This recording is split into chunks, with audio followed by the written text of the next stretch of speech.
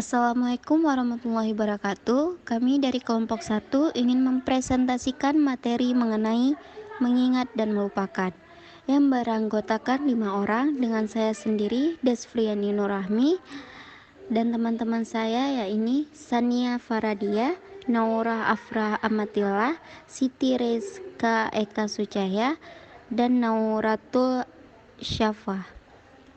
Yang pertama ada materi mengenai perseptif historis.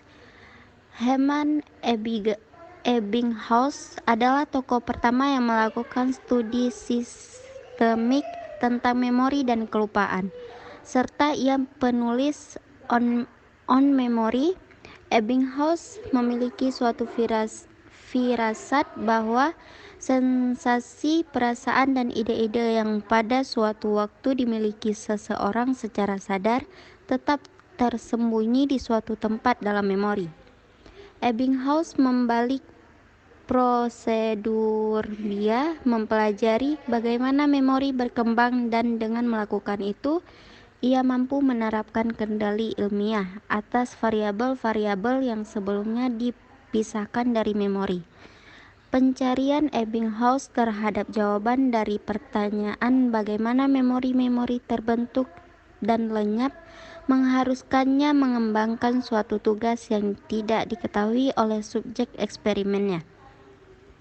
Yang kedua ada teori-teori lupa.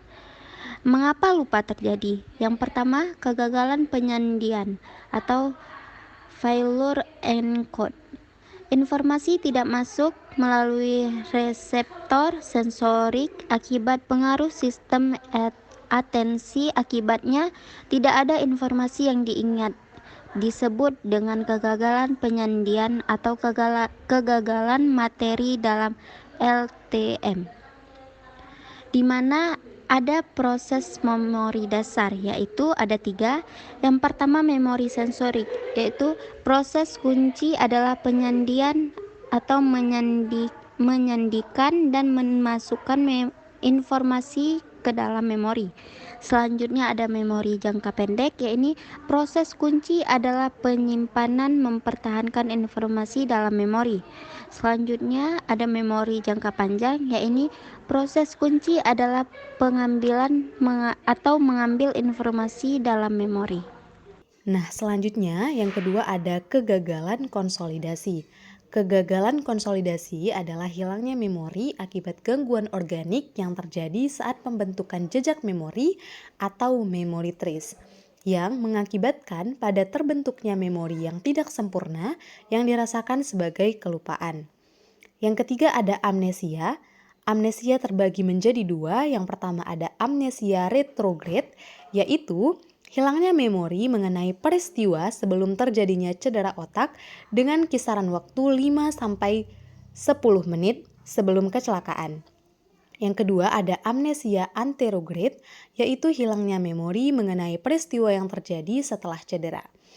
Yang keempat ada DC, memudarkan memori seiring berjalannya waktu atau jarang digunakan memori tersebut. Yang kelima yaitu ada interferensi, yaitu bercampurnya memori yang serupa. Terdapat 2 interferensi, yaitu interferensi retroaktif. Terjadinya saat memori baru menghambat pengambilan memori lama. Contohnya, kita sebagai mahasiswa baru tentunya mendapatkan nomor induk mahasiswa atau NIM.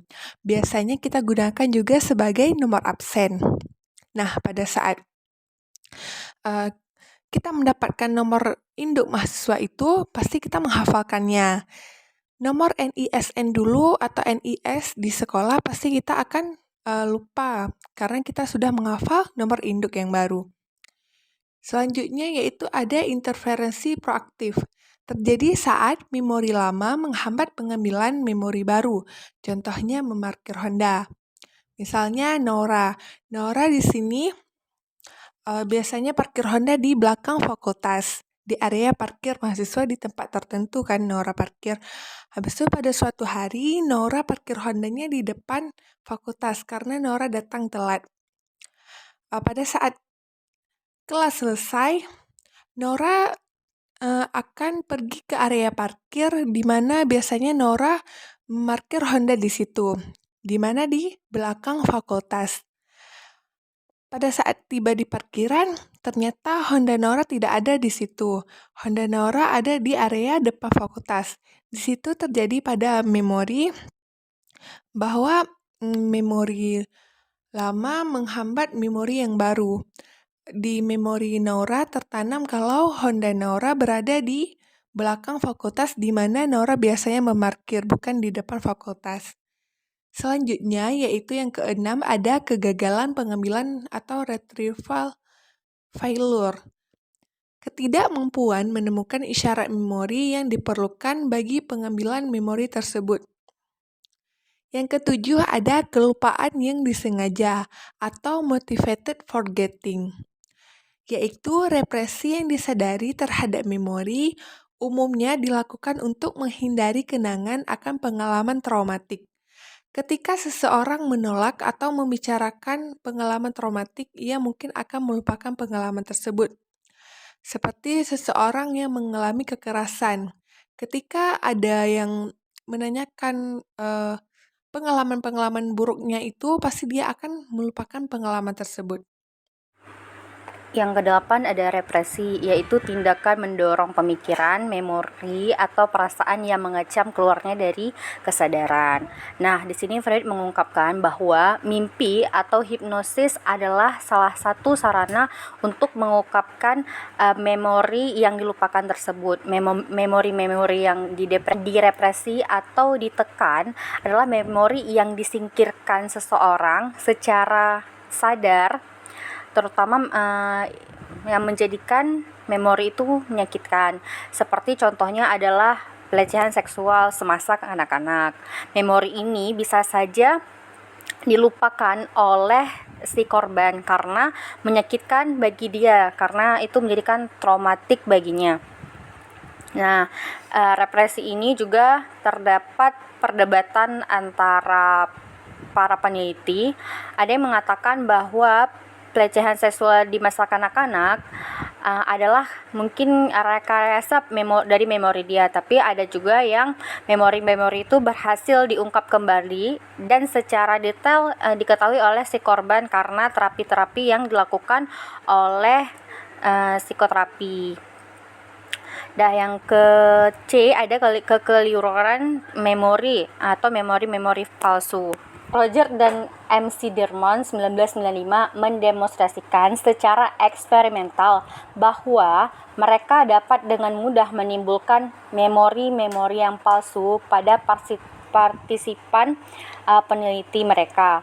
Contohnya seperti mereka melakukan eksperimen, partisipan diminta menuliskan beberapa kata, yaitu beristirahat, bersantai, spray, malam, mendengkur, ranjam, terlelap, bermimpi, mengorok, terjaga, capek, terbangun, selimut, pulas, menguap, hingga akhir.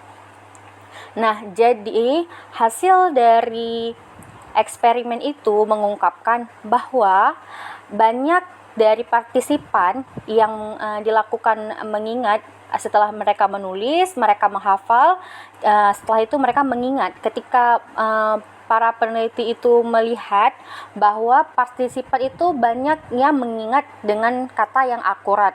Namun jumlah besar juga partisipan menulis ada kata-kata tidur di dalamnya. Lihatlah daftar sehingga para peneliti itu mengatakan bahwa lihatlah daftar yang Anda tulis, apakah Anda mengingat tidur? Janganlah heran bila Anda melakukannya sehingga menimbulkan memori palsu. Nah, di sini secara tidak sadar dari kata-kata yang diberikan oleh sang peneliti, secara tidak sadar membangunkan memori palsu mereka sehingga mereka secara tidak sadar memberikan atau menuliskan kata-kata tidur yang tadinya tidak ada di dalam daftar hafalan mereka tuliskan karena terjadinya memori palsu. Nah, selanjutnya ada D. D itu mengingat. Dalam proses perkembangan kehidupan manusia, ada beberapa hal yang perlu dipelajari berkaitan dengan faktor mengingat. Karena memori manusia tidaklah sama ketika melakukan proses mengingat sesuai pengalamannya. Ada manusia yang pandai dan dengan cara terus-menerus mengingat, dan ada juga manusia yang proses mengingatnya sangatlah rendah, sehingga mereka butuh media atau proses mengingat kembali apa yang diingat oleh memorinya, harus di-recall kembali. Jadi di sini tuh ada dua tipe. Jadi ada yang mudah mengingat, kuat ingatannya. Ada tipe manusia yang dia tuh harus sering-sering di-recall, dipanggil-panggil kembali. Misalnya mereka sering mengulang atau sering melakukan butuh media yang menjadikan memori mereka tuh di-recall kembali. Poin selanjutnya yaitu faktor yang meningkatkan kinerja memori. Pemusatan perhatian pada stimuli dalam lingkungan akan meningkatkan kecenderungan memori untuk memasuki sistem sensori. Pengulangan elaboratif atau maintenance rehearsal akan menjaga informasi tetap dalam STM, dan elaborative rehearsal mendorong informasi STM ke LTM. Kita juga sama-sama telah mengetahui bahwasanya prinsip kekasan penyandian dapat menyebabkan peningkatan potensi pengambilan memori dari LTM dengan menyediakan isyarat yang dapat menyediakan akses ke jejak-jejak memori. Selanjutnya ada poin teknik mnemonik. Teknik mnemonik merupakan teknik yang meningkatkan penyimpanan dan pengambilan informasi dalam memori. Selanjutnya ada metode loci. Metode loci merupakan metode yang mengasosiasikan objek-objek tertentu dengan tempat-tempat tertentu. Metode ini melibatkan pembayangan atau visualisasi yang familiar, kemudian membayangkan atau memvisualisasi item yang harus kita hafal. Selanjutnya ada sistem kata bergantung. Memiliki jumlah beragam, namun inti dasarnya seseorang mempelajari kata yang berfungsi sebagai gantungan untuk menggantungkan item-item yang sudah dihafalkan. Salah satu caranya yaitu bisa dengan membayangkan sebuah interaksi antara kata yang digunakan sebagai penggantung dengan kata yang harus diingat. Selanjutnya, metode kata kunci.